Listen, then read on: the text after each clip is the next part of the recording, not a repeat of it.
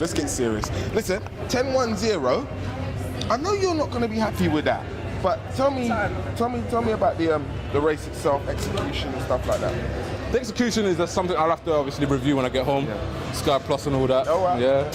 But the main thing was, this is the first time I've come to a competition at this level without any distractions. Okay. And it made a big difference in how I performed. And I know in my mind, confidence-wise, I can go out there and compete at this level. And that's something I just have to relish and to take positives out of. And you know, I've still got 2.5 weeks to get myself ready for Moscow, and anything can happen between that time. James Dasuli pulled out.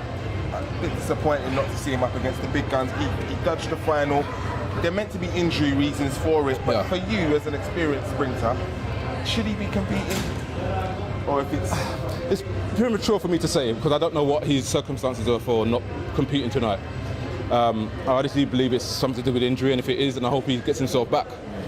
For what it's worth, he has proven that he can run fast, and he's going to be a valuable member for our relay. But you know, these things happen in sport, and he has to be smart enough to not jeopardise his chances by running here and ruin any chance he wants to do in Moscow. So I hope he's all right. But once you're on the start line, you've got to go out there and compete. Another win for Usain Bolt. It's almost a formality at the moment. How did the athletes feel about that? Because there's going to be a stage it gets boring, no? No, because we all relish the idea of beating him one day. And that's what happens when you're at the top. You're at the top of the ladder and everyone's chomping up the steps, so he can't go down, because if he goes down, he slips. So his goal is to stay at the top, and us as aspiring athletes want to go and beat him. You know, we've got a hard task against us, but anything can happen. I'm surprised by Mike Rogers today. He ran a great race. Yeah, he's been running fairly consistent. He's run a couple of sub-10s this year, so he's obviously in good form.